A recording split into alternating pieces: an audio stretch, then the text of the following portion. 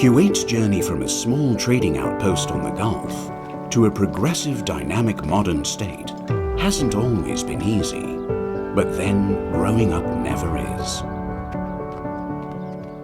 Now, as this young state begins to mature, it's time to ask, what will life look like for the Kuwaiti children of today? Who will be the people and organizations that inspire them, help them fulfill their potential, and shape the values and environment of the country they will call home? Come with us as we explore Kuwait through youthful eyes, to reveal why the next chapter in this extraordinary story might just be the most ambitious and remarkable of them all.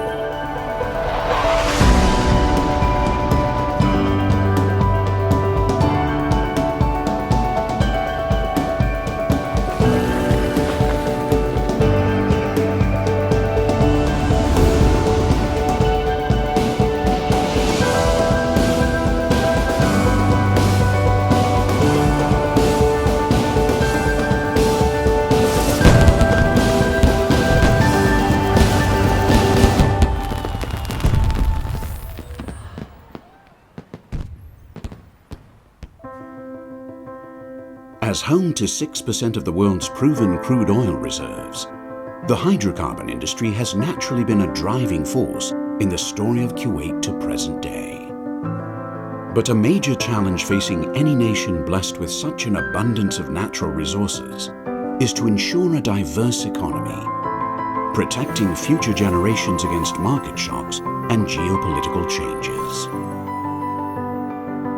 Most economies that are functioning well are based primarily upon returns from small and medium-sized enterprises. To facilitate SMEs, the government recently announced the latest phase of the Kuwait Development Plan, an ambitious long-term strategic vision, including a $116 billion investment package.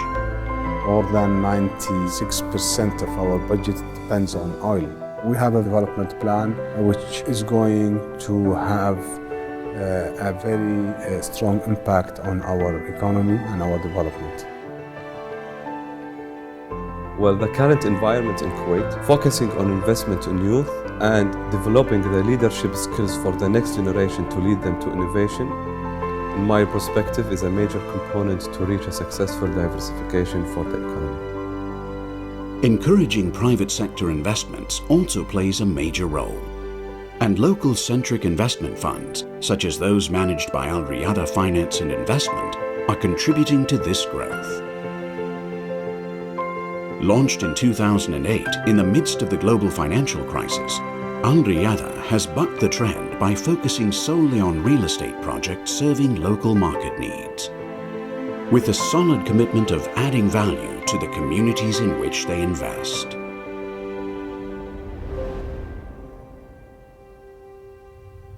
For a window into Kuwait's future, look no further than an extraordinary feat of engineering that lies on its shores, a network of lagoons and waterways that will bring the life of the sea into the heart of the desert.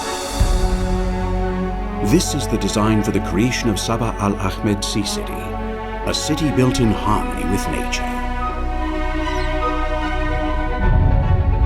It was the dream of one extraordinary man, Khalid Al-Marzouq. His dream was to build cities, sea cities, in Kuwait. And if it wasn't for the real force behind our project, the Sheikh Sabah Al-Ahmed, and the vision of my father Khalid Al-Marzouq, we would not have this project today. Named after His Highness the Emir with his blessing, Sabah Al-Ahmed Sea City is breathtaking in its scale and ambition. Khalid Al-Marzouq's son, Fawaz Al-Marzouq, has taken up the mantle to realize his father's dream. What was previously poor marshland covering an area the size of Manhattan has been transformed into prime land. The city's lagoons will stretch over 9 kilometers inland, creating over 200 kilometers of premier shoreline, world-class beaches, and luxury waterfront properties. And for Kuwait's fleet of privately owned yachts, world-class marinas will be built, capable of mooring hundreds of boats, from small runabouts to 45-meter ocean-going luxury yachts. Sabah Al-Ahmed Sea City is one of a kind, designed from the beginning to exist in harmony with nature and the environment.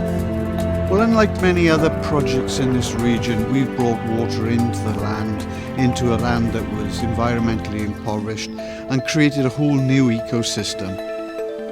This vision has led to a mix of experts not usually seen in major construction projects. Uniquely on this project, we've not used the scientific community to validate what we've done. We've introduced them into the project from day one so that we can guarantee its eventual success. The results that we've achieved to date have been unprecedented. The lagoons are naturally flushed by the Gulf tides, which have become a natural home for marine life. What was previously an environmentally impoverished land is now teeming with life, and over 1,000 species of fish and marine life now thrive in Sabah Al-Ahmed Sea City's waterways. On its banks, mangrove trees and a wide variety of salt and drought-tolerant plants are carefully being nurtured. Creating Sabah Al-Ahmed Sea City is nothing less than regreening the desert. And on the water, the possibilities are almost limitless.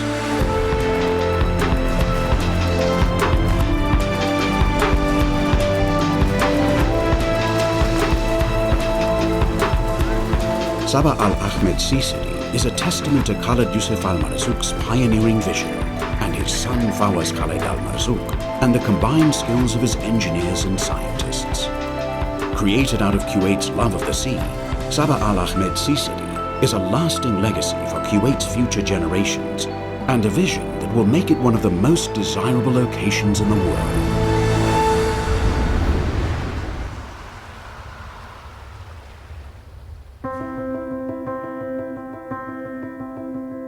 Benefiting from the country's mega projects and enhanced business environment is the development of a resilient banking sector, which by 2014 had accumulated $190 billion in assets from just the 11 local banks alone. At the heart of this drive is Kuwait International Bank, an innovative and customer-focused institution that has been motivating international trade and investment into Kuwait for more than 40 years.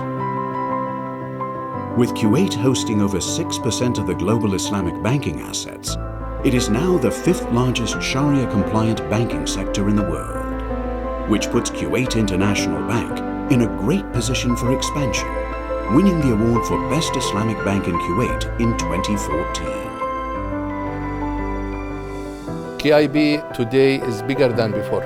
Number of staffing, the deals, the financial, the results, profitability, it's all on the growing trend. We have benchmarked our success to the bank involvement in Kuwait, economy development initiatives, investing heavily in becoming the preferred partner. As investments pour in, a wide variety of companies are stepping up with projects to transform the local quality of life.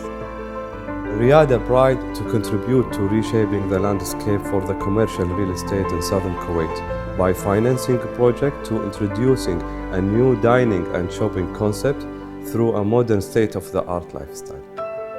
Perhaps the most striking example of this success is their latest project, an icon of the Kuwaiti skyline, the spectacular Gate Mall. With 35,000 square meters of prime retail space, combining leisure and shopping with fully integrated services.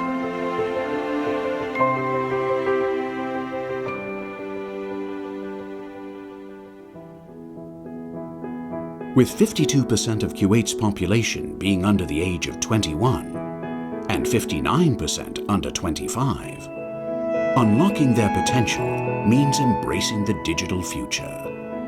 You see, Kuwait per capita has the largest number of graduates in Bachelor of Science and PhDs and Masters, which puts Kuwait in a prime position to diversify economy, specifically in the technology sector. From an InTech perspective, we are here to support this nation. We are here to support the government in addressing some of the major challenges and trying to diversify the economy into a technology-based economy. Kuwaiti young men and women are positioned today in a fantastic place to be able to provide the necessary artistic elements, the necessary digital programming to be able to meet that gap in the market. His Highness the Emir mentioned the importance of youth in many speeches, but in 2012 he ordered the Emiri Diwan to launch the Youth Initiative.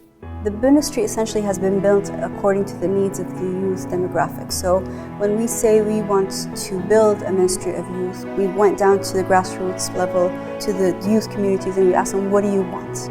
If you were to have spoken to someone of my age 65 years ago, they would have said the next generation can't outdo us. The next generation did outdo them and did it royally and on a world stage, and I don't know, maybe the generation after us has to shoot for the stars. With the support of industry and government through the Youth Initiative, the next generation of Kuwaitis are perfectly placed to take up this mantle, and in doing so, put their own mark on the future of their nation. It's no coincidence that in the 5 years to 2012, of the 125 new enterprises funded by the predecessor of the government's Small Project Development Company, over 50% were owned and run by women.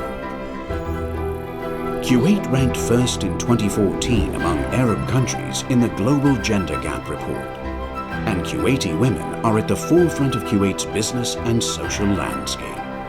We see Kuwaiti women appearing on cover of magazines and talking about their experience, sharing their stories, and they have all the support from their family and their husbands. So this is different than the rest of the region.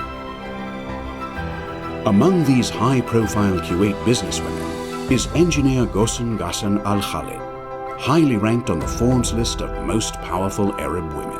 Kuwait has been a pioneer in having women as in positions since the constitution was established in the 60s. I started from the construction with the engineers and the laborers. I loved exploring. I loved reading what I wasn't sure about, because I want to go the next day having that confidence to talk to the employees. And actually that's how I earned their respect. With Kuwait's levels of gender equality unique in the region, stories like these also help to inspire the next generation of Kuwaiti businesswomen. Looking to the future doesn't mean forgetting our past, and successful entrepreneur Saud Al-Mutairi, a man responsible for changing the face of Kuwait's skyline, knows just that. My father, he encouraged me. I talked with him that I have a dream. He said, okay, how many fingers you have in your hand? I said, 5. He said, okay, give me 5, you can do it. I start my business. I work hard around 16 or 17 hours a day. Sometime in weekend I work. Nothing become easy. You should work hard to get what you dream about. We help the country by making houses for the people. It's a duty, our duty to work here in Kuwait and to invest in Kuwait. If we take our money outside, I think it's not right.